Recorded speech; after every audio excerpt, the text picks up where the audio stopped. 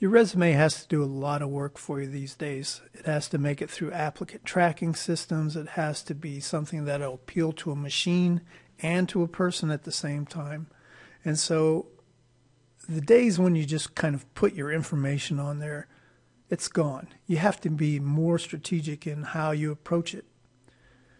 The applicant tracking systems that they have now are very critical for companies to use, but it makes it difficult for you, the job seeker, to be able to put what you need there and still make it through to this person, the one at the company who's sifting through things, looking to fill positions, trying to place, in our context, overseas contractors and defense people. They have to have certain criteria, and it's just very difficult for overworked people to try to do all that with any kind of depth. So you want to make it easier for them.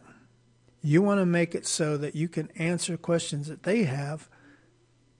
Are you a viable candidate? Should I get this person in for an interview? And one way to do that is to approach it with 4 questions. So the first one is format.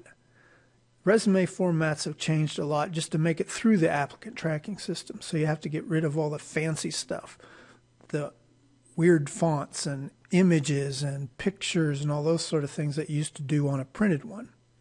You need to have the document able to be easily scanned, parsed by a machine, and still look good to the person that's looking at it, if it gets that far. So the question you need to ask yourself is your current format cluttered, fancy? Is it more than a couple of pages?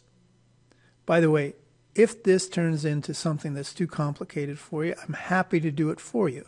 You can just email me your resume, and I'd be happy to give you feedback on it, tell you how you can improve it. There'll be information about this below the video. The second question, flow. Does your resume tell a mini story about you? Can the person that's reading it, more likely skimming it, get a sense of you in just a few seconds? Can they kind of look through even the first half of the first page and get a good idea of who you are in the context of that job? A good example that I see over and over and over in the resumes that I evaluate, how many times do you use words like insured and phrases like to include but not limited to, responsibilities included? These kinds of things can just kill the flow of your resume. The next one is focus. Is your resume structured for a specific position, or does it try to encompass your whole professional background? There's a reason you don't see objective statements used on resumes anymore, because they don't really care what you want to do. The question for them is, do you fit what they're trying to fill? Does your resume address the qualifications and specifications requirements to make it through their vetting process? So was your resume written to show the range of jobs you can do, or is it more precisely targeted? Finally, fit. This is the flip side of focus. If this HR person, recruiter, reviewed your resume in the context of a job you applied for, would they immediately see you as a viable candidate? Is it written and structured that way?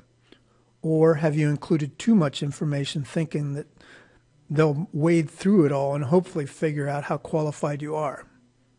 So you need to keep in mind these questions of format, flow, focus, and fit. And again, if you'd like me to take a look at your resume to see how it does in the context of those 4 things, just send it to me at editor@dangerzonejobs.com, and I'll be happy to give you a plan of action for improving it.